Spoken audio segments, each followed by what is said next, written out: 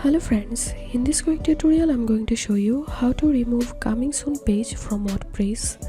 But before getting started this video, make sure to subscribe. How to 1 minute.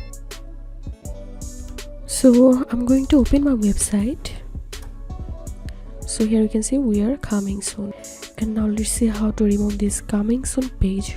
So first of all, open your WordPress dashboard, and I have activated the coming soon page with this Seed Pro plugin. So I'm going to open this Seed Pro, and here you can see coming soon mode is now active. So I'm going to inactivate this, and after that if I reload my website, and here you can see coming soon page has been removed. So that's it for now. If you find this video helpful, make sure to subscribe. How to 1 minute.